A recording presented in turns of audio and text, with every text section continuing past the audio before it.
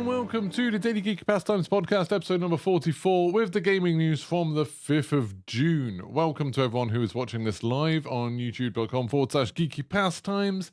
I'll also put this on all the normal podcast services if you want to listen to it later. So we've got quite a lot of news for you today. I'm also going to be talking quite a lot about Diablo 4 and maybe even a little bit of an angry rant later about something else, if you're lucky, if that's what you're into. It feels like ages since I've done a podcast. I didn't do one on Friday because of the Diablo launch. I wanted to be streaming Diablo, which I've been doing all weekend. And then, yeah, it just feels like it's been a long time. So I'm happy to be back, glad to be back talking to you all. I hope you're all doing very, very well this morning. So let's kick right off, because I think we're going to be talking for quite a long time today. I think we've got quite a lot to fit in. So the first thing is kind of something that I don't think is going to happen, but it's an interesting enough story that lots of gaming news sites have picked up on it and a few Twitter accounts. And that is that Microsoft are talking about potentially, as like an extreme measure, potentially pulling Activision out of the UK. And this is quite a sort of crazy thing. So that means like they wouldn't directly be selling Activision games in the UK, as in Activision games wouldn't be sold in the UK. There are actually some, Activision Blizzard King have studios in the UK. There are Activision offices in the UK. King, I think the developers are in the UK. I think the studio for them is in the UK. So yeah, it'd be quite a big deal if they were like, hey, we're going to remove them. And obviously, for people listening to this podcast, those of you who are Brits like me, it might be kind of scary, the idea that, wait a minute, you wouldn't be able to buy Call of Duty in the UK, you wouldn't be able to buy Diablo in the UK, World of Warcraft, StarCraft. I mean, in reality, it wouldn't really work like that, I don't think. I think it would end up, if this happened, which we'll talk about in a bit, why it might happen and why it probably won't. It would be like Belgium. In Belgium, there's lots of games that you can't properly buy, you can't officially buy. Germany for years have had lots of games that you couldn't buy, and it more means that, you can't go to a shop and buy them. Obviously, nowadays, a lot of people don't really buy their games that way anyway. They tend to buy it digitally. So it might be that, if you're in the UK and you're on Xbox, you have to set your region whenever you want to play something. You have to set your region to like France or somewhere. Or, Ireland would be easy because Ireland is not in the UK and they speak English. Something like that, just so then you can play all the games. Like that might be the sort of thing that's happening. Or, you have to buy your games through some weird thing where you buy them all from the Irish store. Which I don't know if that would make games more expensive because you'd be having to turn everything into euros. I don't know. But yeah, I think it would be something like that where it's like, there would be lots of ways to get around it, but you wouldn't be able to go into a shop and buy a Call of Duty game. And it also means, I think, the reason Microsoft are threatening it, that, the best-selling game every year wouldn't be raising any tax money for the UK. The UK wouldn't be able to tax it. Like, that would actually be a, relatively substantial amount of money, I think, for them if, all of those companies, Blizzard King, Activision, weren't doing any business in the UK.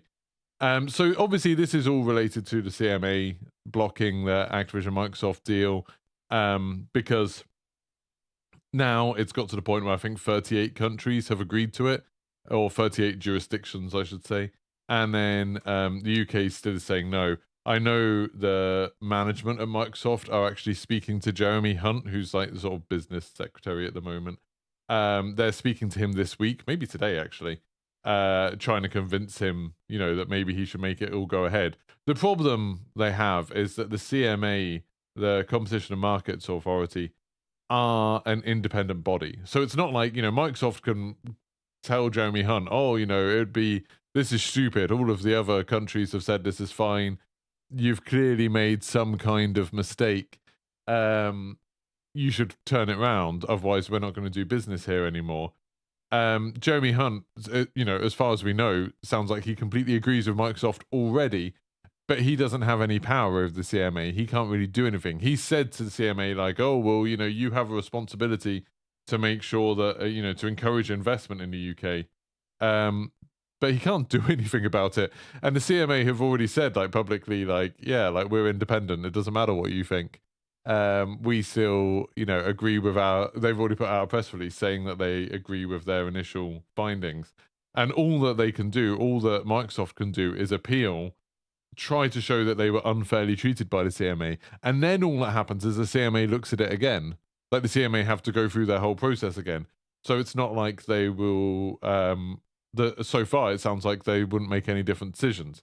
Now, obviously, this is all like I'm talking about it in terms of this is how things should work. In reality, the government probably can put a load of pressure onto the CMA, and I'm sure there's lots of things that aren't in the public eye where they're like, can you just let this go through because this looks really bad for us at a time where we don't really want to look really bad. So can you just move it through? And they probably will. I think, what will happen is the CMA would just end up saying like, oh, okay, after re-looking at, Microsoft's offer or something like that. I wouldn't even be surprised if something came out this week where the CMA say, oh, okay, Microsoft have, changed their remedy, blah, blah, we're going to allow it. Like, that wouldn't surprise me. Just because I imagine there's a huge amount of pressure. But yeah, as Affers says, there is... Oh, sorry, he's the Chancellor of... Is he the Chancellor of the Exchequer now? For some reason, I thought he was the Business Secretary. Huh. But yeah, he is the Chancellor of the Exchequer. You are completely right. He has been since October. God, it's terrible. I don't know some of these things. But yeah, it's like, while he officially has no way to overturn what the CMA says, there's like they're people and they're heavily involved in politics. So like there's two kind of routes that it could go down. Well, no, three. I think one is it all kind of gets sorted out behind closed doors and the CMA just don't make a big deal of it. Because bear in mind, it could be like you could say, oh, well, it'd be really embarrassing for the CMA to make this big deal of being independent and not being attempted. And then Microsoft comes over to the UK and talks to Jeremy Hunt and then suddenly they overturn a deal. Like that would be embarrassing. But that doesn't really matter to the CMA. Like, they're not, a body in the sense of, like, they don't need public support or anything like that. So it doesn't really make any difference to them. Like, in the long run, it's people are just going to forget that they exist like they did before this all happened. So, yeah, it's entirely possible that it will get overturned that way. Or they could make everyone go through the whole long, drawn-out process and, the appeal could take 6 months and then the appeal goes through and then the CMA have to look over it again and then they could take another 6 months to look at the deal and then they make a decision, a year later and then they end up just saying like, well, it all looks fine now. Like stuff like that could happen. They could just be really annoying just because they want to uphold the policies, they want to uphold the protocol, the procedure and stuff like that and just turn it into a bureaucratic nightmare. I think that's the main thing that everyone kind of wants to avoid, except for possibly the CMA. Like everyone else wants to avoid this whole, let's just make everything take a year because it, in theory, should, which would be annoying. Or the CMA could just dig their heels in and be like, no, we want to reinforce that we are independent and therefore this is a time to test that independence and so we're going to dig our heels in and not allow it. That's possible too.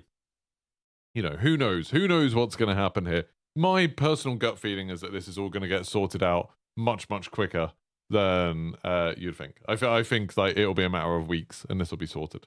Like as in this week when Microsoft are going to speak to Jeremy Hunt, a lot of it will get done this week and then we'll find out about it. Like imagine how good it would be for Microsoft if on Sunday when they do their E3 type show, their game showcase on Sunday, which we'll talk about all of those shows a little bit later. But imagine if they came to that show and were like, hey, the deal's been accepted, and they could announce it, and like that would be a big deal. Or if it came out just before that show, and then in the show, I imagine they've probably got like a sizzle reel ready, being like, that they can put into a show or not put into a show, depending on what happens, and they could have it ready. So if they make the announcement that the deal's going through, then it could be like, these games all come into Game Pass later this year. And, I'm sure there won't be dates on it, but it'll be like, all the Call of Duties, Diablo, all of the stuff. Candy Crush, I don't know. We'll see. But yeah, I think it's I think it's really good for gaming, personally, Joe Biden, the Microsoft acquisition of Activision. I think there's a lot of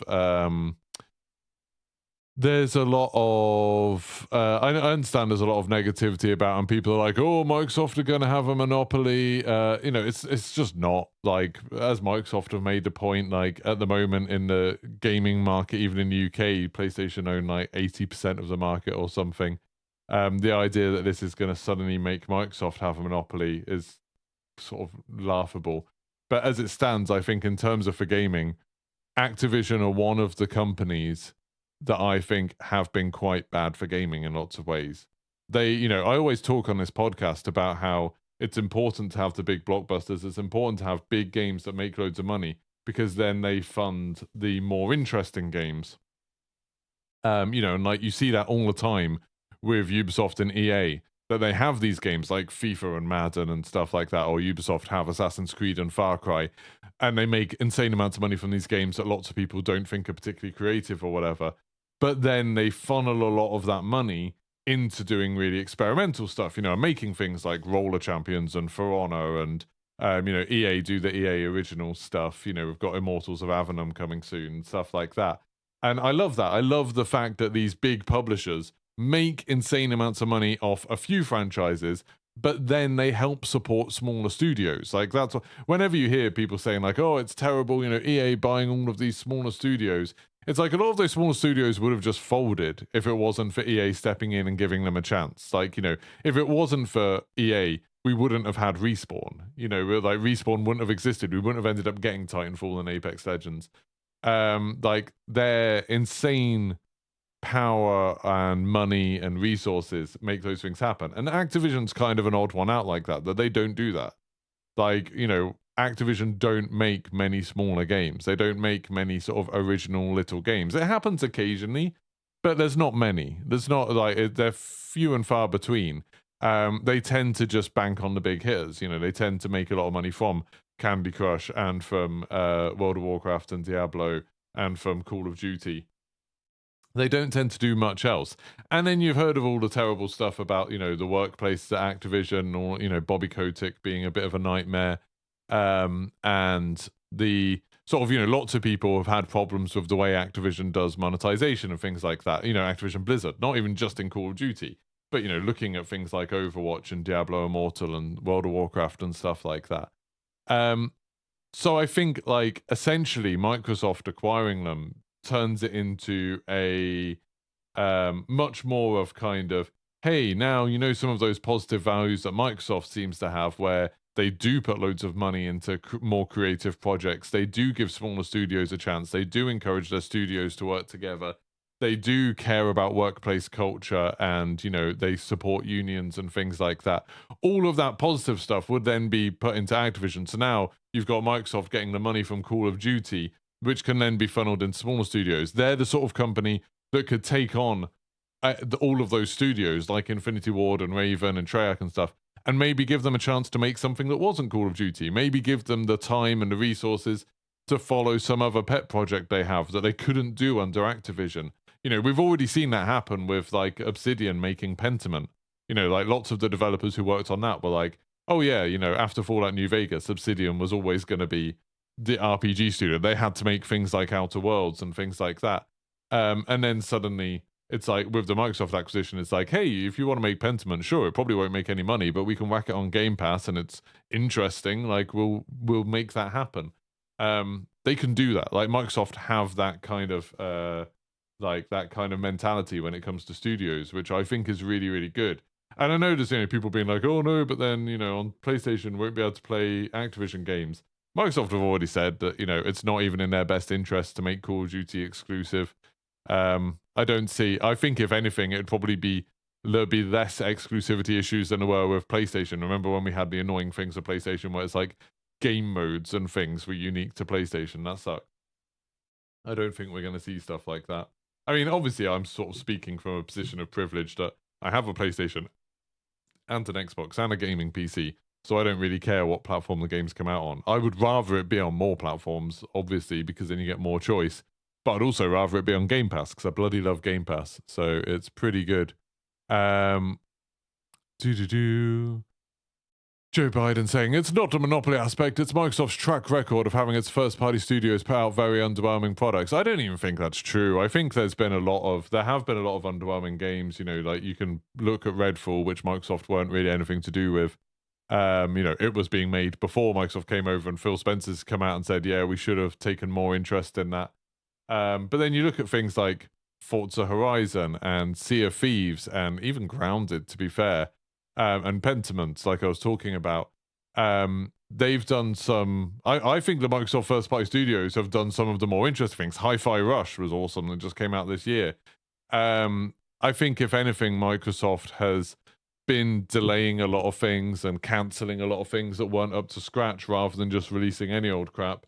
But I think they've put out a lot of interesting stuff with the first party that's been really cool. Like Forza Horizon was such like a different game from like anything really that had come before, you know, maybe Test Drive Unlimited, I guess.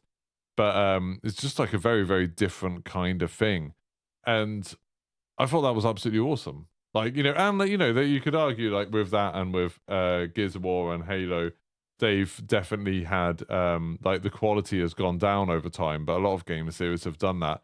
I think Microsoft have seen, and you know, from listening to Phil Spencer talk in interviews, they've already seen that one of the problems they've had is that they've been acquiring studios and staying very hands off. And they've said that for a while, you know, with 343, with the Coalition, with Bethesda. They've kind of let them do what they want. And they've been like, you know, we'll support you if you need it, but you can do what you want. And now they're kind of looking at that and being like, yeah, maybe we shouldn't back off as much as we have done in the past. Like maybe we need to check up on these things a little bit more. So maybe that will end a little bit. But yeah, I don't know. I've been very happy as an Xbox Game Pass, you know, user since the day it came out. I've been super impressed with a lot of the stuff that's come out. I don't know, it doesn't always grab headlines in the same way. You know, they don't have stuff like Spider-Man and Last of Us Part 2 and God of War. They don't have those. Like Sony has a formula. They get their studios to make open world, third person action adventure games. And they're all kind of similar, but they're good. Like they're a fun type of game. And I would say that, you know, Sony does very little creatively with that, but they make some very high quality games. Like, you know, they've got Sony Santa Monica, they've got Naughty Dog, they've got Insomniac, you know, which are all making those games. And, you know, arguably, you know, I would say God of War Ragnarok was a lot worse than God of War. Spider-Man 2 so far doesn't look like it's doing much for me. Horizon, the new one, didn't do much for me. I think, you know, Last of Us is really their high point of like what they managed to get done. Uncharted sort of felt like it went a bit downhill with Uncharted 4. I think that formula's wearing out a bit, and it does annoy me with Sony that for all the people talk about like, oh, Microsoft are just going to make stuff exclusive. It's like, yeah, Sony bought Insomniac and now their games only come out on PlayStation. They don't even come out on PC until like a year later or 2 years later. You know, Naughty Dog, their games only come out on PlayStation until like 2 years later when a crap PC port might come out later down the line. You know, like, I don't know. It just annoys me. I'm always a little bit annoyed when there's some cool looking game and then I see like, oh, it's a PlayStation exclusive. Right, because I just hate the PlayStation. I hate playing on my PlayStation. I find it really unpleasant. You still want a sequel to Banjo-Kazooie Nuts and Bolts? Seriously, if you enjoyed that, you should give the new Zelda a go. It feels quite a lot like it. Flight Simulator is proper Microsoft first party. Yeah, I mean, Microsoft is, like, Flight Simulator is just incredible. Absolutely amazing. Like, Flight Simulator is just an insanely good game. It's just spectacular. Lionhead don't exist anymore, do they? I don't think Lionhead really exist, as far as I know. But yeah. What do you think the player base split between all platforms is? It's like, I think, when you say three platforms, do you mean PC, Xbox, and PlayStation? I would say it must be very different in different countries. I know in Europe, Xbox is a bit of a bigger deal than it is in, say, America. But I think in Europe, it's still like, you know, 20% Xbox and 80% PlayStation or something like that, Phil Spencer was saying. You know, it's still a lot more people play PlayStation. Like, it has been like that since like the Xbox 360 was the last time it might have got close to being half and half. But since then, oh no, Nintendo, sorry, probably instead of PC. I would say if you counted all three, if you counted Xbox, PlayStation, and Nintendo, in the UK at least, and you included everyone who's playing games, I would say it's probably something like 50% on Switch, then like 40% on PlayStation and 10% on Xbox. I would guess. Like that's how I would assume it is just for gaming in general. For Call of Duty specifically, I would say, again, in the UK, and this is me just making numbers up, I don't know. I would guess it's probably about 70% on PlayStation, 25% on Xbox, and 5% on PC. That would be my guess. Something like that. I know PC is like insanely overrepresented with streamers and content creators and stuff like that because it's easier to do our job on a PC, basically. But yeah, I genuinely think like the Split is like, it's a tiny, tiny, tiny fraction of people on PC, and most people on PlayStation, I would assume. Yeah, I mean, everyone's agreed that Microsoft would be insane to make Call of Duty an exclusive. That's why it didn't end up being a problem with the CMA thing at all. Yeah, Fogger. I feel the same. I've got a PlayStation. I bought a PlayStation 5 at launch. Both me and my wife got one. We bought 2 PlayStation 5s at launch, and I've barely used it. Like, I used it even for exclusives. I can't think of many exclusives I've played on a PlayStation 5 that I liked. Forspoken, I thought was better than I expected. I enjoyed that. I've sometimes played Warzone on the PlayStation just because you can preload the updates. I'm just trying to think what else I've actually played on my PlayStation. I haven't played much. It's been very, very expensive for what it is. I'm not a fan of the PlayStation. The PlayStation 5 controller is the best PlayStation controller I've used. I don't really like the old ones, but I still prefer the Xbox controller. I just really like the Xbox controller. I think it's good. But yeah, like the PlayStation, I don't know. I just don't get on with it very well. I don't like the UI. I don't like the controller. I don't like the way it does the way that console does basically anything. This thing's a pain in the ass, that console. I hate it. The Xbox Series X, I really, really like. I think it's an amazing piece of kit. Just PlayStation bloody annoys me. But maybe that's, you know, me being a bit of an Xbox fanboy, despite always having always having PlayStations now. Anyway, so yeah, so going back to this whole thing, going back to what we're actually talking about, the news. Microsoft talking about pulling Activision from the UK. I think they're doing it as like they've been talking about how they could move the deal forwards without having to worry about what the CMA decides. That's kind of Microsoft is saying, you know what, we don't actually need the CMA to approve this. And 2 of their potential things that they're talking about this week are 1, what we were just talking about, pulling Activision from the UK, which would be really bad for all the people that work for Activision in the UK because they'd just lose their jobs, which would suck. But also, you know, it'd make it a little bit harder to buy stuff in the UK, make it a bit more of a faff, which would be annoying. I think if it happened, it wouldn't last very long. But, you know, imagine the uproar if Call of Duty this year, you couldn't buy it in the UK. Again, there would be workarounds, but what percentage of people would actually go to the trouble of finding out the workarounds or know about them? I would say, you know, it'd be a very, very, very low % of people would be bothered about doing that. Whereas a lot of people would just be like, oh, this sucks that we can't buy this year's Call of Duty. That's awful. Or the other option that they've talked about is just ignoring the CMA and just doing the deal anyway. Like, because bear in mind, it's like, it's a thing, the deal would go through in American courts. Like American lawyers, American contracts, stuff like that. They're kind of saying, and like they've said this like publicly, they're kind of like, well, what if we just do it? What happens? You know, it's like calling the CMA's bluff. Like, what power does the CMA have to stop 2 American corporations from, you know, one from acquiring the other? Like, what, like, in practice, what would they actually do? And it's like, they could, do they have the power to ban Microsoft from selling stuff in the UK? Almost definitely not. Like, the CMA don't have that kind of power. That would be insane to just say, like, oh yeah, we're going to make it illegal to sell Microsoft. So, like, now Microsoft can't sell Windows in the UK. They can't have, like, all those companies that rely on Office subscriptions or OneDrive or Teams or anything like that. Just being like, yep, nope, you can't use that anymore. Like, that's not going to happen, like, realistically. It's like, are they going to fine Microsoft? Or, like, how much are they going to fine them? Is it going to be, you know, a problem, like the fine, or is it going to be less than what they would just make with the Activision deal? Because obviously all of this is going to come down to money. If the fine is less than the profit, they'll go with they'll do it anyway. They don't care.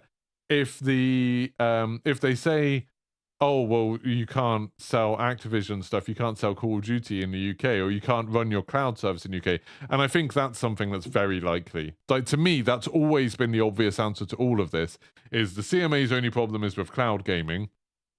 Microsoft have said cloud gaming isn't that much of a big deal. Like, it's not even a big market yet. It's not something they make money on.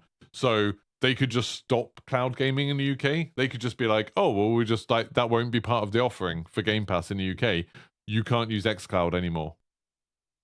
Problem solved. They're not going to lose any money. Like, they're not making any money from that anyway, really. So that seems to be the obvious thing. But yeah, they'll just look at all of these different options and be like, okay, well, which one makes us lose the least money.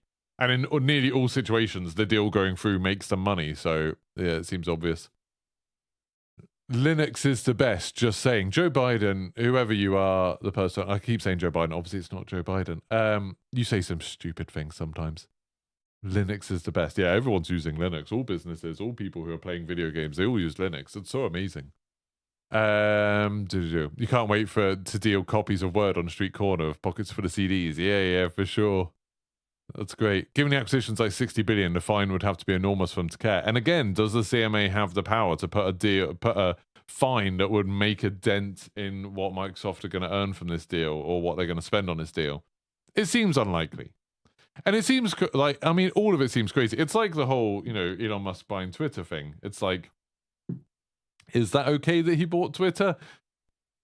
Did he go through every other country to check that it's okay that he bought this massive social media platform? Probably not. Does it matter? No. I just think, like I said, I think this deal's going to go through. I wouldn't be surprised if by Sunday we knew that this was happening. I wouldn't be surprised. But we'll see. Anyway, moving on. Diablo 4. I just want to give my thoughts on this, a bit of a review. I'm up to like level 46 in Diablo 4. I'm on the last act now in the story. Straight after this stream, I'm going to upload this podcast. I've got a video to quickly render and upload. And then after that, I'm going to be streaming on twitch.tv/Geeky Pastimes. If you want to catch some Diablo. I've been streaming a lot and I've been a little bit sad that I haven't had that many people watching. Like, poor me, I know, it's sad. I kind of wanted Diablo to be like the big game that I stream across this summer. Until Starfield comes out. And I'll hop back on Call of Duty when they release something big, but I wanted Diablo 4 to be the thing. But I think that's just like not feasible now. I'll see how it performs when I've got some Diablo videos coming out, got some extra content coming out. But right now I can't really stream it if I'm only streaming to like 20 people. That's not great. So if any of you want to, support me, if any of you are like, yeah, I want to support Geeky trying new games, come watch me playing Diablo later on Twitch. Like I said, I'll probably be on as soon as I've uploaded a video. I will hop back on. I might go for a run while the video's uploading, so I feel like I need to do a bit more exercise lately. But so far with Diablo 4, I'm really enjoying it. I don't think it's like, I don't think it's perfect. I'm not like, oh, it's the best game ever. There's definitely an element of the grindiness is showing through already, and it might be because I've played a lot of it already. I've put probably like 20 hours in over the weekend, which is an insane amount of time for 3 days of a game being out to play it for like 20 hours. And I've been enjoying it a lot, and I've been enjoying experimenting with things. I've only played one character. I haven't finished the story yet. I haven't got to the end game, so there's still lots of the game I haven't seen. And I've been enjoying what I've been playing, but there's been that sort of like little thing in the back of my head where I'm like, but is this it? Like, is there going to be something dramatically different coming up soon? Like, is there going to be something that's going to change the way I'm playing the game? And I feel a bit like right now there isn't. I feel like very much like this is a game of service where the rest of the game is coming out later. There will be expansions, there will be new classes, there probably will be new aspects, new legendaries, new like modifiers to your abilities. And I think they've built it with that in mind. It will grow and it will change. But right now, I've probably burned through a lot of the content quite quickly. And then it's going to be like, oh, okay, like the game is just what I've seen. And then there's like, I'm not going to have many new experiences. I'm not going to have many new fun things to do. And that worries me a tiny bit. Like, and it's not, I don't think it's the game's fault. I don't think it makes it a bad game or anything like that. It's much more almost like it's been a bit overhyped by me, in my head, thinking like, oh my God, this is going to be incredible. And it's like, nah, it's quite a lot like playing Diablo 3. In a lot of ways, it's a lot like playing Diablo. And some people are saying, oh, it's a lot like Diablo 2 or whatever else. And it's like the whole ARPG thing, it does inherently have less scope for different things happening than some other games we've been playing. The action RPG genre has been around for a very long time now.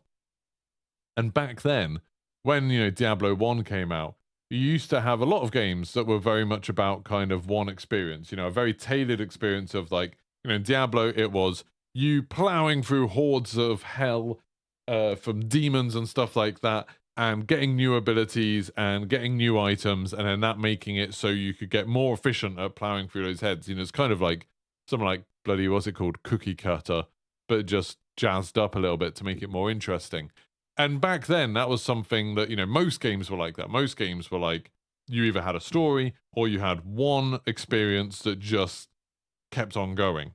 And nowadays, you have things like Warzone, things like Rust and Ark, things like, MMOs and stuff like that, where you have lots of different experiences within one game.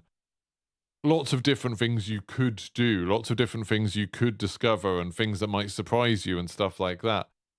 And games like Diablo start to feel a little bit like, this feels a bit simple now. This feels a little bit basic. And I think, some of the RPGs have done a good job of taking that on with, like, Lost Ark did a really good job of, there's a lot of, building up your base or having like a big social thing or having raids or having, all this other stuff. And they tied it up with some terrible grinding and monetization and stuff like that. But the spirit of it was like, hey, this is, what an ARPG could be. And I think Diablo's maybe played it a little bit safe in terms of, no, it's very much you're going to go into dungeons and kill a lot of stuff. Like, you're just going to do that over and over and over again. Like, there isn't the stuff, like building a base or like interesting social aspects. There's some PvP and stuff like that, which I haven't delved into yet. That might be interesting. I haven't seen that. There's the hardcore stuff, which might be interesting. So there's a lot of stuff I haven't delved into yet. But there's definitely an element already of me being like, this game is very good at what it does, but what it does maybe isn't as interesting as other games are. Like what it does is maybe a bit more limited.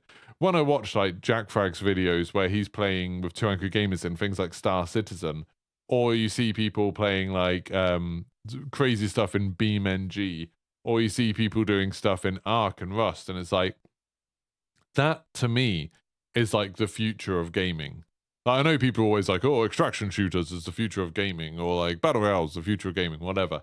I don't think it's so much that. I think it's more these games that give you the potential for adventure, the potential for lots of different experiences. That's the future of gaming for me. And I think there's going to be tons of stuff, with like procedurally generated stuff and AI generated stuff. The fact that like we're hitting up against that point where crafted content can't possibly keep up with demand. Like, you can't have designers, artists, writers, programmers making enough content to satisfy the way people play games anymore, and the way people explore games, and the way people rip games to shreds now. I think you need emergent gameplay. Like, that's what it comes down to. And that's probably my favorite phrase from the last 10 years of gaming is emergent gameplay. You need emergent gameplay. I mean, it's not 10 years. I know it's been longer than that. I remember hearing about emergent gameplay, talking about Command & Conquer Renegade probably like 20 years ago. But emergent gameplay is the key. And like whether that is something like No Man's Sky, where it relies a lot on procedural generation for you to like experience new stuff and see new stuff, or whether it's something that relies on the social aspects like Ark and Rust, or whether it's something that is system-based and that allows for funny situations to emerge like Star Citizen. I think that's the key, to me at least, for games that I really, really like love and sink into. And Warzone's got an element of that. I think like Warzone has a bit of all of that, whether it's the systems coming together, the social side of like you're playing against other players and with other people. It doesn't really have the procedural content, although I don't think that's far off. I like this. Okay, this is my bold prediction for this podcast, other than the whole CMA deal thing. I think in the next 10 years, so no one's going to hold me to this, so I can say whatever I want. In the next 10 years, we're going to have a version of Warzone where the map is different every game. Where the map, you land on a map, and the map is not a handcrafted map. It will be some form of procedurally generated map. Imagine that, like a game where you're going in and you don't know the map. Like, maybe there'll be a set version of map for like ranked play or something, because people like learning, having map knowledge and stuff like that. But a thing where it's like you're dropping into an area that nobody knows, everyone's exploring, everyone's finding. It's like dropping into a new Minecraft map and you're sort of exploring, like, oh, there's a cool waterfall over there, there's a volcano there, there's a big pit there, blah, blah, blah. Having that, but in the pressure of a Battle Royale game or a DMZ game or whatever. I think that's going to happen at some point. I think that sort of emergent procedural generation type stuff is going to happen at some point. Powell just says there, Star Citizen's great, but what Jack doesn't show in his videos is all the jank and setup required to have those adventures. Oh yeah, like Jack's told me repeatedly. I've loads of times I've said, oh, I really enjoy your Star Citizen videos, and he's like, yeah, don't ever play it. Because it's just like so much pain to get like half an hour of really good footage. For sure. But yeah, like I definitely think it's I definitely think there's going to be a push towards games being big enough to satisfy people. And the only way I think you'll be able to do that is to have the games rely on emergent gameplay.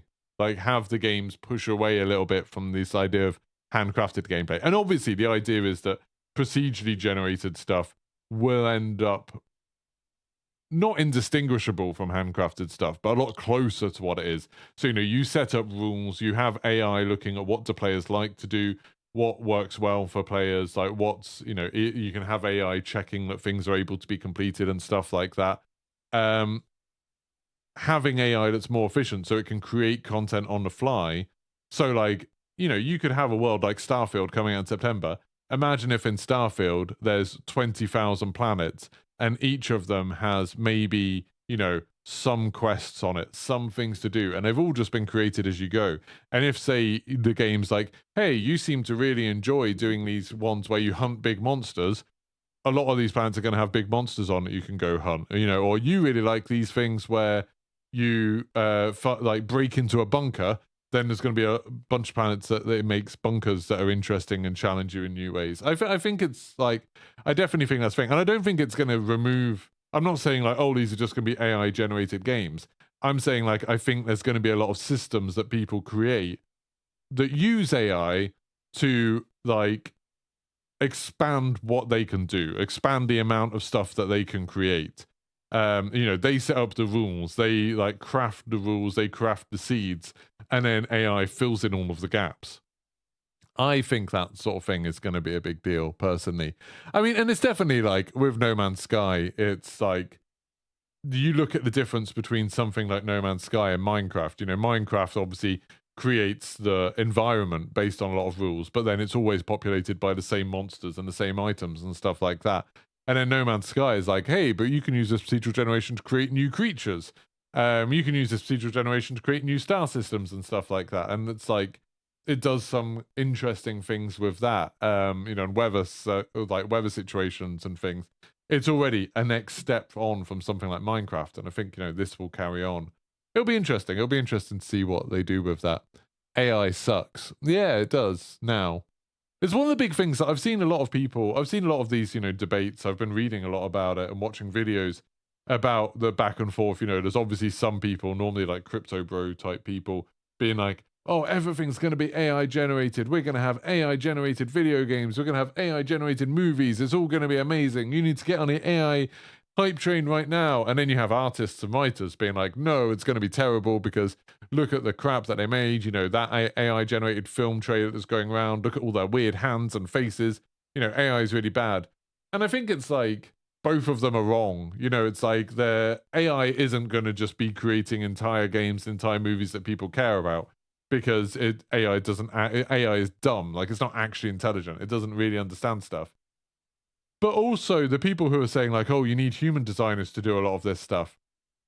Like, it depends what you're talking about. And the fact that AI is bad at a lot of stuff now doesn't mean it always will be. Like, it's look at how far AI's come, AI generated like images and video, how far that's come in the last year. It'd be weird to think that it's just going to stop now, that it's not going to keep on getting better until you get to the point where it's, you know, stuff that's good enough. And it's already happened in games. You know, people already use, game developers already use things that are like AI to fill in space. You know, you look at Unreal Engine 5 and it does that thing that they've been showing off lately where it's like, you now designers, rather than having to like handcraft the geometry for a mountain because they want a mountain somewhere, now they can just go in Unreal 5 and be like, stick a mountain there. And it'll make one and be like, no, pick a different one. No, I want more trees on it. No, I want some water on it. No, I want it to be a bit flatter and stuff like that. And the computer's just doing all of the like, the grunt work essentially. They're like stuff that would normally be a bit tedious, where it's like, artists are doing the important stuff, like defining the look of it, defining the feel of it, the atmosphere and stuff like that. But then the AI can repeat that. Like the AI can do it again and randomize it enough that it still looks interesting. So you can have you could have potentially much bigger game worlds. You could have a lot more quests, a lot more items, a lot more dialogue, stuff like that. Things that don't need to be necessarily high quality, but for the sake of immersion or for the sake of allowing immersive sims to exist and emergent gameplay, you just need more. You just need, it goes back to something I talked about in one of the first episodes of this podcast, where I talked about content and, the difference between content and entertainment or art. Sometimes content isn't a bad thing. Sometimes you need content. Sometimes, generally, when you're talking about TikTok or YouTube or Instagram stuff or streaming, I think content can be quite bad. It can be, something that wastes people's time, and it's just not a lot of thought's gone into it. It's just something to churn up the algorithm, to keep things going, to make money. But sometimes with video games especially, I think more content can be a good thing. If at the end of Horizon Forbidden West, suddenly the world opened up and it's hey, the whole rest of this world doesn't have this kind of crazy story in it anymore, but there's a whole world where you can go and explore different biomes and you can fight monsters and you can craft new weapons and stuff like that, and it's all been just generated. It's I think there'd be a lot of value in that, especially if that was a cheap thing to do.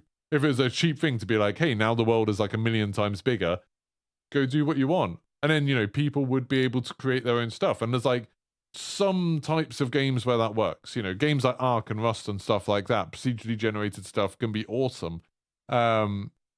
And some games where it won't work, in some games like Last of Us Part 2, you want it to be handcrafted. You don't want AI to be doing it. I just think that's interesting. It's how many times have you played a game, like an open world game, and you kind of get a bit fed up when every building you go into is the same building? Every building is just the same thing, because every building they've created has had to have an artist, a programmer, engineers all work on it to create that space and make it look realistic. And then it's you only have so much time. You only have so many people working on your game. You can't just keep on doing that forever.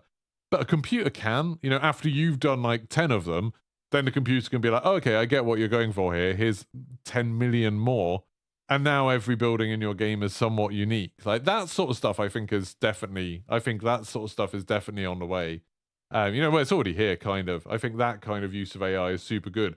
Just making games bigger, making games, giving them more space, giving them more breathing room, making them more immersive, making them more,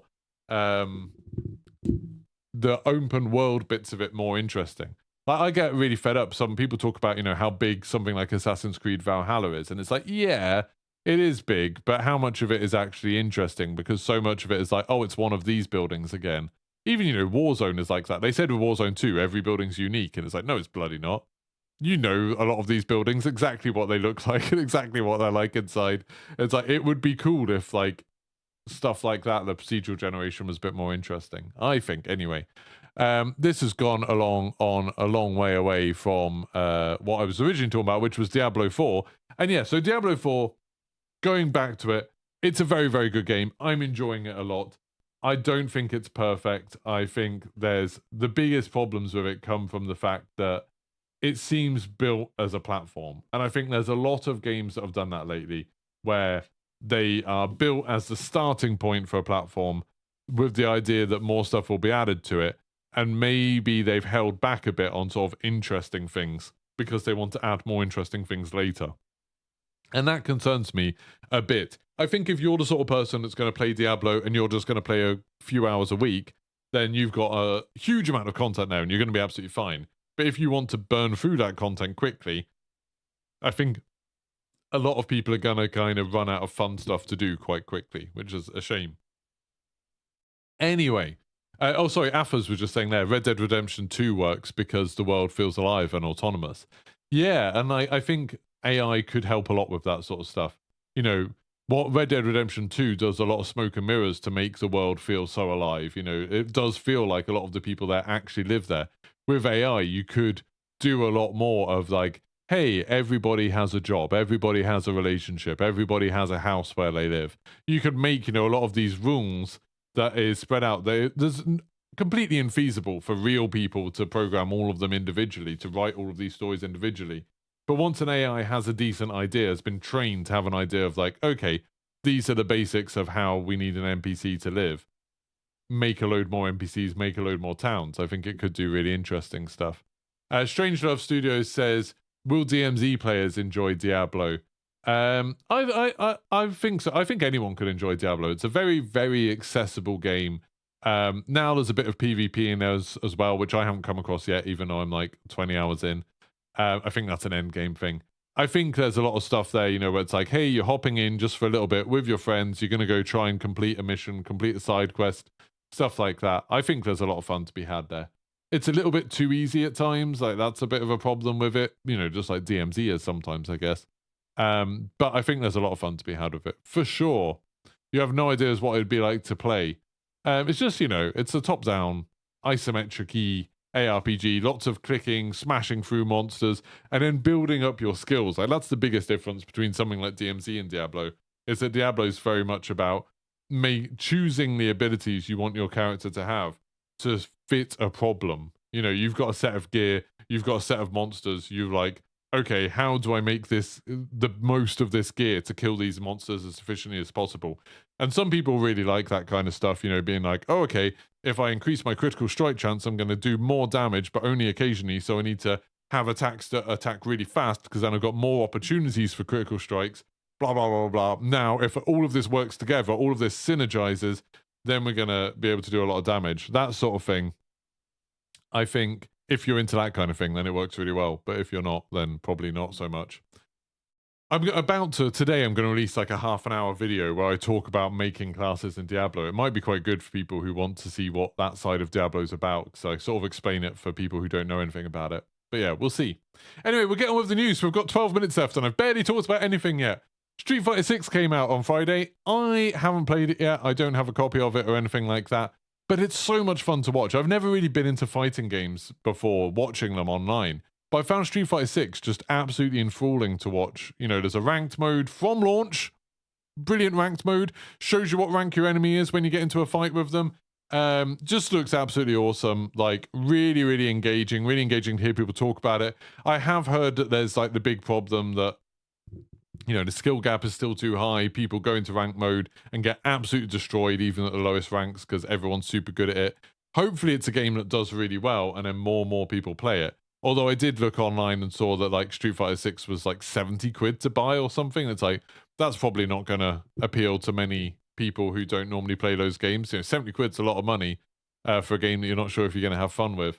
But definitely, it's something that I really want. Like, at some point, I would like to buy it. I'm going to save up my pennies and buy it, I think, and try and get it, because Street Fighter 6 looks so good. Also, we've got a couple of news stories. Silent Hill Ascension has been revealed a little bit. This is, you know, Silent Hill, loads of Silent Hill games were announced last year or the year before, and they were like, these are all the things that have been worked on, and Ascension is one that we didn't know much about. Now they've pulled back the curtain a little bit, and apparently it's an interactive streaming service where the actions of millions help decide what happens in the canon lore of Silent Hill, which seems really weird. It looks like a video game, but by the sounds of it, it's something where there's like, they literally said it has daily story moments. It sounds like it's going to be something where like maybe you play a little bit of it every day and there'll be like a choice, and depending on what choice the most people make, that will influence the story for the next bit. I've not really got an idea of how this is going to work. It sounds really interesting, but I definitely think it's something to keep your eye on. Like, Eurogamer have a little article sort of explaining what they've seen so far. It's worth having a look at. If you're interested in sort of like weird things with games, like weird new ideas for games, Silent Hill Ascension is definitely something worth looking at. And then another piece of news, and a kind of depressing bit of news. Knights of the Old Republic 2, the Switch version, there's the kind of a... this isn't the remake of Knights of the Old Republic. That's kind of cancelled as far as I know. But they released a version of Knights of the Old Republic 2, you know, like a slightly more modern version of it for the Switch. And apparently when they sold it, they said, oh, on the PC, there's like a load of mods, a load of fan-made mods that restore a load of cut content from Knights of Old Republic 2 and fix a load of bugs. And they basically make it into the game it should have been, but it was launched a bit too early, so it had a load of missing stuff. And they said, yeah, we're going to release that on the Switch version. So a load of people apparently bought it on the Switch, with the promise that eventually it was going to have this thing. God knows why they didn't just wait until that came out to play that version of it. Why would you buy it first? I don't really understand. Because it's like an RPG. Surely you're not going to play it through with the broken version and then be like, oh, and then I can't wait to play through it again when it's fixed. Like, that seems odd to me. But anyway, apparently a bunch of people did buy it. And then the developers have come out and said, yeah, we're not actually going to release that. We're not going to release that update. We're not going to release the fixed version of it. And weirdly, they're not doing refunds, but they're saying anyone who bought it can now also claim a free Switch Star Wars game, Force Unleashed or Star Wars Episode 1 Racer or something like that. Which all of that seems weird to me. Like, it seems weird that they announced that they were going to release this update and then they cancelled it. It seems weird that they're not giving a refund. It seems weird that they're offering another Star Wars game, so they're sort of admitting that they did do something wrong. It seems weird to me that people bought this in the first place before the update was out. This whole story seems super odd to me. Like, I don't really understand any of it. But yeah, it kind of sucks, obviously, for people that were excited about playing the proper version of Knights of the Old Republic 2 on Switch. You can obviously play it on PC. You've been able to play it for ages on PC. The modders made it all work. But yeah, on console, it's still a no-go, sadly. Pal saying, I smell a class action about that brewing. I don't know. I don't even understand what people's starting point for that would be. Like, what would you take them to court over? I bought a game because you said you were going to release something for it later, which you didn't. Surely there's no legal requirement for a company to, if they say they're going to release something, to actually do that. Surely, because that happens all the time that stuff gets cancelled. DLC gets cancelled in games, expansion, stuff like that. Like, all the time. And like, if I was a judge, I'd just be like, well, why didn't you just wait until they released that before you bought it? Why did you buy it straight away at the beginning? That seems like really, really bizarre to me. I'd assume any kind of advertising they've done of it, there's probably always some disclaimer in terms and conditions saying that, future content might not actually happen. It's like with Diablo 4. The launch on PC was very smooth, but on PlayStation, lots of people have had licensing problems where like they can't load it up on PlayStation 5. It says that the licenses don't work or something. And in the small print for when you bought the Ultimate Edition of Diablo 4, it did say, oh, you could have up to 4 days early access, but it's subject to it working, basically. So people can't take them to court because they haven't had the 4 days. I think in reality they'll give them refunds and stuff if they want it, but it's a weird kind of, the terms and conditions always have something like, hey, you're getting the game that we said you're getting. The stuff that we're promising for the future might not come. I think that's a pretty standard thing to put in there, because it'd be insane not to. It'd be utterly insane to be held liable because you promised that something would come out in a few months and then it doesn't come out. Like, that just seems like a really bad way of doing any kind of business, because you don't know what's going to happen. It could be a big natural disaster. You don't want people then suing you because it didn't happen. Yeah, I think like the only way you'd be able to sue it is if the game isn't what it was advertised to be at launch. And I would assume that the Knights of the Old Republic 2 on Switch, I would assume, and I don't know for sure, I don't know anything about this, Knights of the Old Republic 2, I would assume that the actual game, you can't even buy a physical copy, I would assume that when they advertised the game, they didn't advertise that this patch was going to be coming to it in their advertising. But probably in like community posts or something, they mentioned it was something they're working on, which is a different thing, isn't it? Like, if it's not part of the normal adverts, then it's a very different thing. Oh my god. Sorry, I just realized I've just been told by Capcom I'm going to get a Street Fighter code.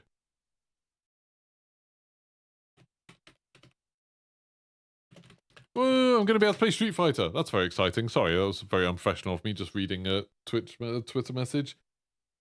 That's awesome! But yeah, so going back to the Knights of the Old Republic thing, I don't think it would have been how they sold the game. It wouldn't be like on the front of the box, like, with a patch coming soon. Like that. I don't think they'd do something like that. Right, so I'm super happy about getting to play Street Fighter. Really excited about that. So I might be streaming some of that later as well. That'd be cool. Make sure you follow me on Twitch. Bloody follow me on Twitch, because I'm going to be streaming loads of cool stuff today, and it's going to be great. And we're going to have a fun time, and I'd like to see as many of you there as possible. There you go. I'll put a link to it just so you can go and follow me so you get told. Finally, the final news story of the day. And this isn't really news. This is not news. And I'm angry about people talking about it. So now I'm going to talk about it and just add to negativity. I felt like I was going to be really positive today in the podcast, but maybe I'm not being. I don't know. Anyway, over the last week, and maybe it's been longer than a week, I don't really know. I only found out about it last week. There's been a load of leaks about Call of Duty, about what's coming in Season 4. And I'm not going to talk about that in this. I'm not going to tell you what's coming in Season 4, because if you don't want to see the leaks, if you haven't seen the leaks, then good on you. I approve. I think that's the best way to be. But lots of the big online communities, especially on Twitter and YouTube and stuff like that, have just been openly talking about stuff that's coming in Season 4 because, I don't know, it was data mined or whatever. And it really, really annoys me, because what's going to happen is people were told that something's coming in Season 4. And then they didn't have very much information, obviously, because it's, data mine stuff. It's hard to know stuff for sure when you're looking at data mine things. Back when I used to look at the data mine files, I found like loads of files for like a musical chairs mode in Warzone 1. There's loads of weird stuff in those files. Anyway, so people have heard, bits, the scraps of information that come from this. And then obviously what happens when it's not an official announcement and it's, just something that's come from leaks is that it gets taken out of context and it's not controlled. The information is not controlled. And that means people start filling in the gaps with their own crazy ideas. People start filling in all the gaps with like, oh, wouldn't it be cool if it was like this? I bet it'll be like this, blah, blah. And they're not constrained by reality at all. Like, they're not constrained by technical limitations or things that would actually work well for gameplay or whatever. And they've had, like, because these leaks came out quite early, they've had, like, a week, 2 weeks, however long, to think about all of this stuff and to come up with, like, their own headcanon of what it's going to be like. And then what's going to happen this week, probably, or next week, is there will be the official announcements, and there'll be like a trailer, or there'll be a big sort of deep dive blog post or something like that. Something like that will happen, and it will be the sort of the reality of it. And then two things are going to happen because of the leaks. One, people won't be excited. People will be like, well, where's the new stuff? Where's the surprises? Where's the shock? We already knew about all of this. Because they bloody ruined the surprises for themselves. So they're going to be sitting there being like, oh, well, this is boring because I already knew this was going to happen. It's like going to see an M. Night Shyamalan film and then looking up the twist before you go see it and then sitting there being like, well, obviously this was going to happen because you already bloody knew. So you don't have the sort of emotions associated with something exciting, something new or anything like that. It's just like, okay, the traders will be there and people will be like, oh, there's nothing really new in this. It's just stuff we already knew about. So people will be negative about it because of that. And then the reality will be less exciting than whatever they'd come up with in their head, because people, like, the reality is obviously actually constrained by technical limitations, resources, what's really possible, that kind of thing. And so it won't be as good as the stuff people come up with in their head. So people will be disappointed and people will be like, oh, well, like, they've really messed this up. Like, it was going to be great, but now Activision have, like, ruined it all. And that's going to happen. And so all of these people who have been reading leaks, and more importantly, the people who have been publishing the leaks, have just set themselves up for a huge amount of disappointment and negativity, like they do with every single bloody update. Every time anything happens, it's always this same cycle of leaks come out that sound exciting. People get super, like, riled up about it. It's like, oh my God, this is going to be incredible, blah, blah.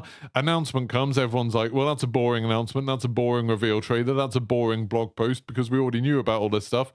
And then they look into the reality of the thing that gets released and like, well, this isn't as good as we thought it was going to be. This is rubbish. And so they're just perpetually disappointed, like, all the time. And they bloody do it to themselves. And it makes me really, really annoyed. Because it just kind of ruins the whole thing. And I genuinely think, like, some of you know that I'm not a big fan of some of the big Twitter accounts and Reddit subreddits and YouTubers who cover, like, Call of Duty news and leaks and stuff like that. Because I genuinely think, like, they set the tone for the Call of Duty community. And they have made it as toxic as it is. Like, they're the ones that have made it super negative, super toxic, super unhappy all the time. And it's a combination of absolutely spoiling every announcement, every reveal, every new thing that's coming, Because instead of people finding out about it in a really cool way, like finding about it in game or finding out about it in a cool reveal trailer or something like that, they find out about it in a stupid tweet or a Reddit post or a YouTube thumbnail, and they're like, oh, it's that. Fine. And it's like presented in the most boring way, because obviously if Charlie Intel's tweeting about something, they're not going to reveal information in an exciting way. They're going to reveal it in a way that's easy to share and the fastest way to get the information out there possible, because that's how they make money. And so it's kind of, it's not in their interest to make any of the information interesting. It's in their interest to overhype stuff and to make it sound more shocking and more dramatic than it really is. And then when the reality gets put out, then it's in their interest to be like, oh, well, this is really disappointing. This isn't what our leaks originally put out. This isn't what we'd heard was happening. So something must have been cut. Something must have been made. Because then they get all of the outrage clicks and they get all of that engagement and stuff like that. You know, and YouTube videos do the same thing. Then they're like, oh, this is disappointing. And they get all of the rage. And it's just like, it's built this community up who expect to find out things about leaks, expect to not like announcements, expect to not like reveal trailers and to not care about any of that sort of stuff, and then expect to be horrific towards the developers, which then in turn makes it so the developers and the publishers don't engage with the community in the same way, because it's like, what's the point when they're just hit with a wall of negativity? It just ruins everything, and it really, really annoys me. Activision should just lean into it and release the information when someone leaks it. Absolutely not. No. 100% no. So, like, with something like, I'm just trying to think of an example. With something like the original Warzone, when the original Warzone came out, people knew about the original Warzone before it was announced. People like Mon Warzone, that's when he got started making a subreddit and stuff, like, talking about all of that kind of stuff. They were talking about it for months before it was actually announced, before it actually came out. You know, oh, there's going to be a Battle Royale, it's going to be Call of Duty, it's not Blackout anymore, it's something new, it's going to have all of these crazy features, and again, not constrained by reality. Speculation could run rampant, people could do all of this stuff, say whatever they wanted, and people had months to think about it and to dwell on it, until when the real announcement came out, people weren't like, oh my god, this is awesome, and getting excited and like building up those hype levels. Instead, people were like, oh, this isn't as good as what we thought it was. And like, they'd already had time to kind of get a bit bored of the idea. And they're already a bit like, when you looked at those subreddits, when the real announcements came in, being like, oh, well, it doesn't have this feature that we all thought it was going to have. It didn't have this that we all thought it was going to have. Like, oh, look, this isn't quite as good looking as we thought. This has technical problems. The one in our head didn't have any technical problems. Why does this one? And it kind of ruined the sort of like the launch excitement, which you had with something like Apex, where it didn't leak until like the day it was about to be announced. Because when Apex came out, it's like no one knew anything about it until like the day it was announced. And then it bloody came out and everyone was like, my God, this is amazing. And they hadn't had time to get bored of the idea. They hadn't had time to build up some idea of what it was going to be in their head before it came out. It was just like, bang, it's out. This is the reality. This is the exciting thing. And, you know, game studios understand this. Like, developers and publishers understand this, that you don't really want people to be thinking about something for a very long time before it comes out. It's come back to bite so many developers that have announced their games way too early. You know, Bethesda announced their games way, way, way too early, and then the reality ends up being disappointing. Like, having a shorter cycle of that is much, much better. And if it wasn't for the leaks, I feel, if it wasn't for how leaks work, I feel like we'd probably have a lot more of those kind of awesome drops like Apex, you know, those awesome shadow drops and big announcements. But unfortunately, because once the information starts coming out, the hype is already starting to get ruined, the excitement's starting to get ruined. It's just kind of already dissipating. So they get forced to have to release information earlier than they would like to. And then you get the weird situation where people are like, well, you announced this 6 months ago, and then you said it was going to have this, this, and this, but it doesn't, because obviously game development is hard, and it doesn't actually work out that way.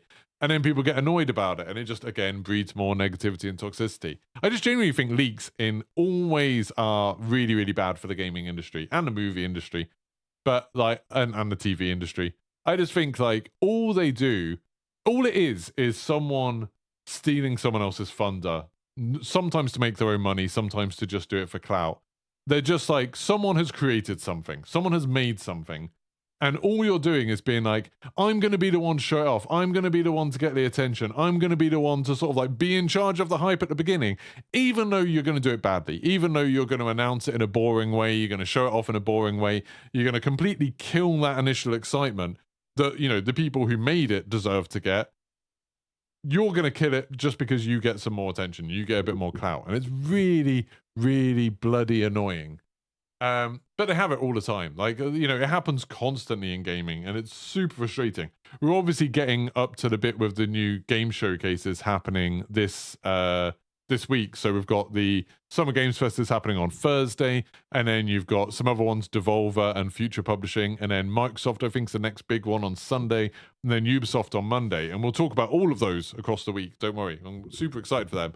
But you know what's going to happen. They would be excited. They would have some cool announcements. But over the next few days, the big announcements are going to leak. And then people like Eurogamer and IGN and whoever will publish it all on the thing. You know, imagine if they were going to show off this year's Call of Duty at Summer Games Fest.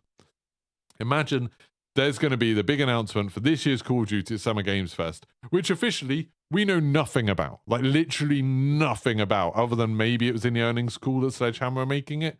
I think, maybe. I don't even know if that's definitely confirmed. But the other than that, we don't know anything about it.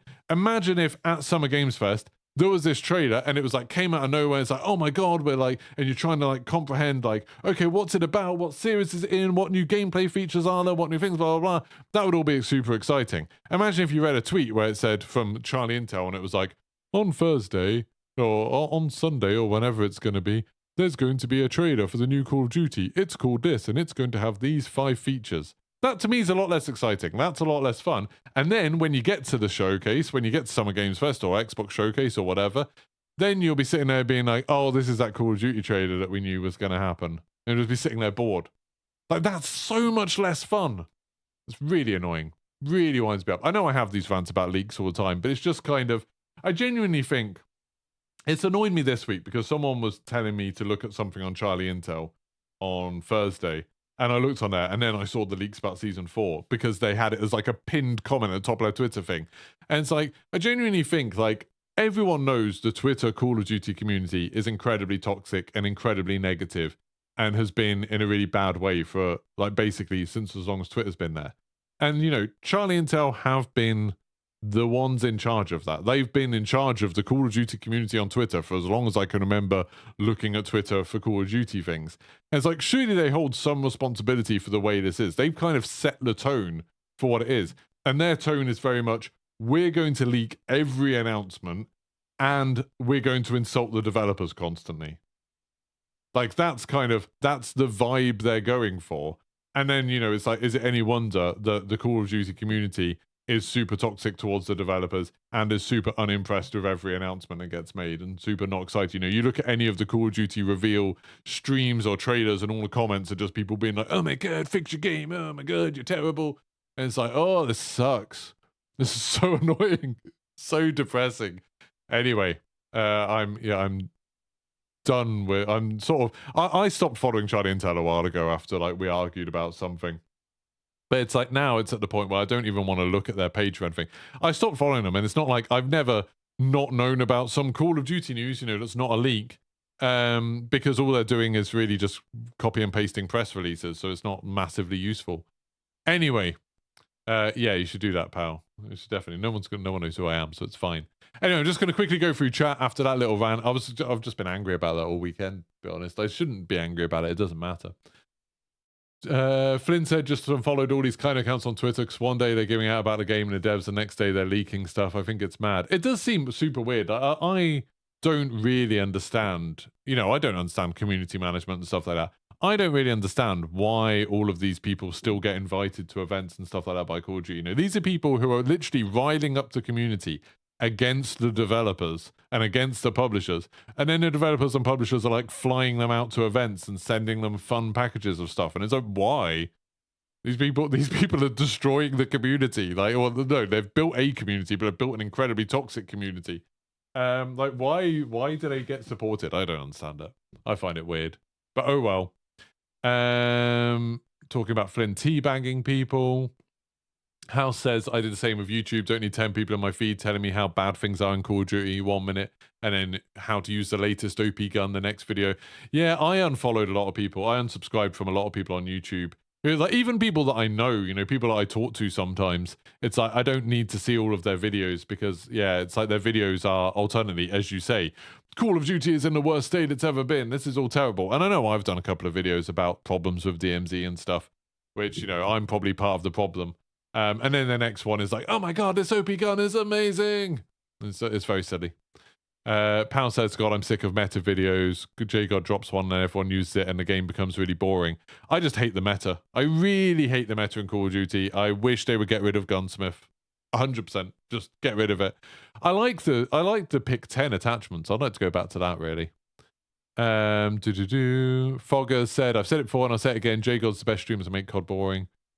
I mean, I haven't actually seen any of JGod's content for a long while now. Like, as a guy, he seems fine. I've spoken to him a couple of times. He seems like, you know, a nice enough guy. I just, like, because I don't like the meta, I'm not interested in his meta videos, which is probably the problem. Westy talked about courting negativity when he was covering Battlefield 5. He was moved to Warzone and was much happier. Yeah, it's good. Yeah. Right, anyway, that's going to be me done. Like I said, I am going to go now, and I am going to finish off making this Diablo video that I was working on. I just want to change a couple of little bits on it. I need to add a little bit to it, even though it's already half an hour long. It's going to be long. But then after that, after I've uploaded it, so probably in about an hour, I'm going to be live on Twitch with some Diablo, and then later I might even be live with some Street Fighter. So follow me over on twitch.tv. Hopefully I'll see you there. And thank you so much for today. I've had a nice chat with you. I've enjoyed it. Goodbye.